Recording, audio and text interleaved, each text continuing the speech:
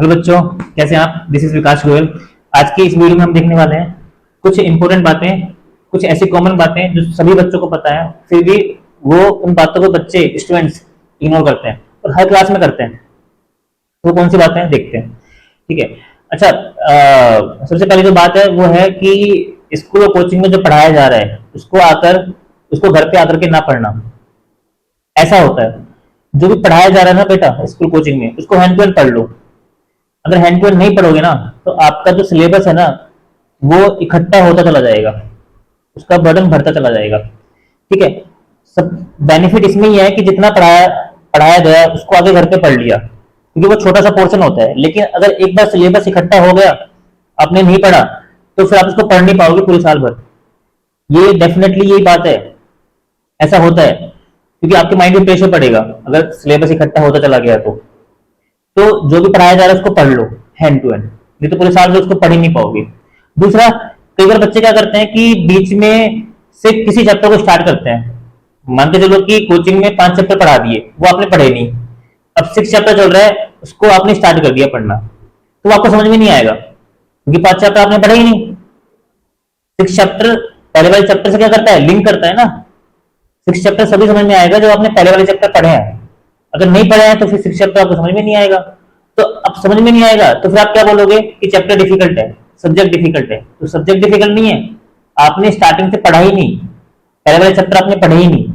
तो इसलिए मैं आपको बोल रहा हूँ बेटा कि जो भी आपको पढ़ाया जा रहा है ना स्कूल या कोचिंग में, उसको हैंड टू हैंड पढ़ लो।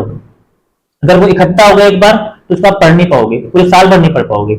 ध्यान रखना इस बात का। फिर एग्जाम के लास्ट में जब एग्जाम आएंगे, फाइनल एग्जाम, तो उसमें आपकी थिंकिंग ये रहेगी कि कैसे ना कैसे इस साल मैं इस एग्जाम को क्लियर कर लूं, पास हो जाऊं, कैसे ना कैसे केवल पास हो जाऊं।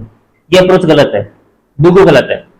तो जो भी पढ़ो, स्टार्टिंग से पढ़ाया जा रहा है, थोड़ा थोड़ा पढ़ो उसको हैंड टू हैंड।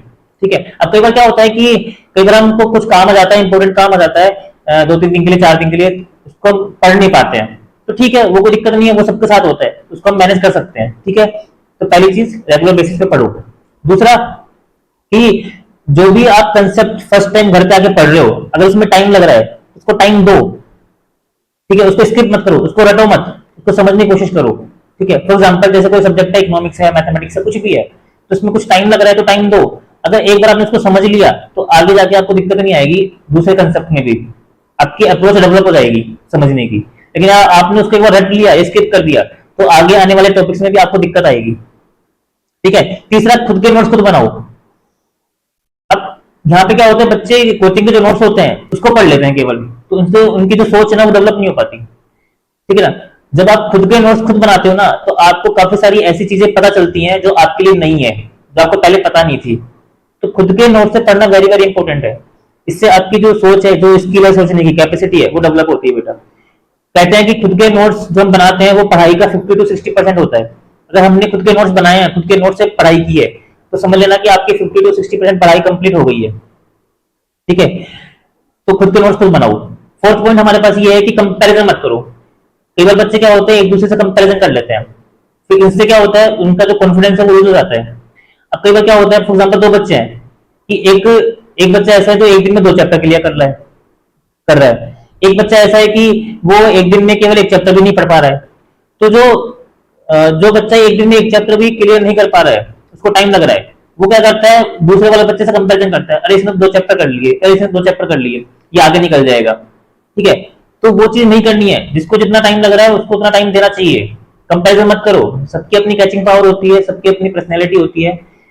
तो इसलिए मेरा आपसे रिक्वेस्ट है, इन सभी बातों को ध्यान रखो कि रेगुलर बेसिस पे पढ़ो थोड़ा थोड़ा। दूसरा, टाइम अगर लग रहा है पढ़ने में तो टाइम दो, खुद के नोट्स बनाओ और कंपैरिजन मत करो।